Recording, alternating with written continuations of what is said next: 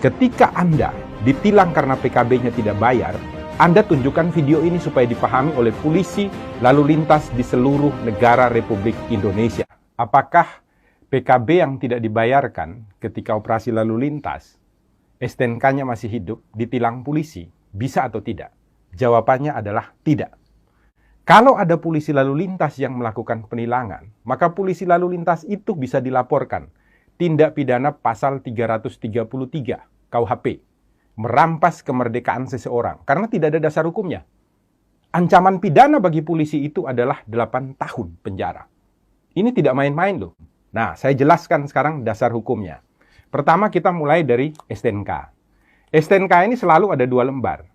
Yang pertama ini disebut surat tanda nomor kendaraan bermotor. Berlakunya 5 tahun. Di belakangnya ada lampiran. Lampirannya ini adalah surat ketetapan kewajiban pembayaran PKB. Ini setiap 1 tahun sekali. Harus dibayarkan syarat untuk pembayaran pajak. Yang jadi masalah adalah polisi biasanya menganggap kalau PKB-nya tidak dibayarkan berarti STNK-nya tidak berlaku. Ini adalah sebuah kekeliruan. Kenapa demikian? Dasar hukumnya begini, biasanya dipakai polisi adalah pasal 288 ayat 1 untuk melakukan penilangan ketika PKB-nya belum dibayarkan. Nah, 288 ayat 1 itu menyatakan setiap orang yang tidak mampu untuk menunjukkan surat tanda nomor kendaraan bermotor atau surat tanda coba kendaraan bermotor yang ditetapkan di dalam pasal 106 ayat 5 huruf A. Jadi penilangan terhadap pasal 288 ayat 1 didasarkan pada pelanggaran yang dilakukan dalam ketentuan pasal 106 ayat 5 huruf A. Bukan pasal 70.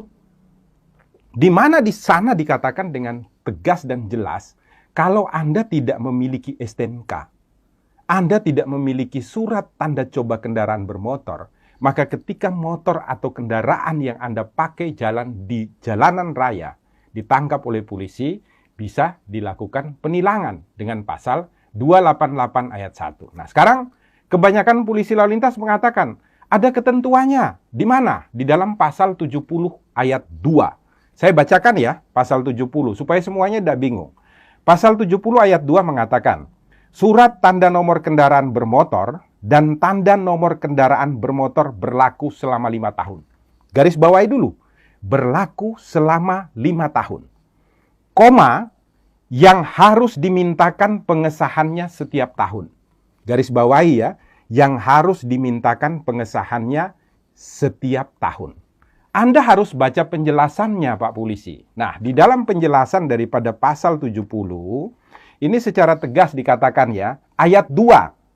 Yang dimaksud dengan pengesahan setiap tahun adalah sebagai pengawasan tahunan terhadap registrasi dan identifikasi kendaraan bermotor, serta menumbuhkan kepatuhan wajib pajak kendaraan bermotor. Jadi maksudnya itu bukan kemudian STNK-nya tidak berlaku. Bukan. Maksudnya itu adalah untuk dilakukan registrasi dan identifikasi ulang terhadap kendaraan bermotor dan untuk membuat agar semua orang yang memiliki kendaraan bermotor itu wajib atau taat di dalam melakukan pembayaran pajak.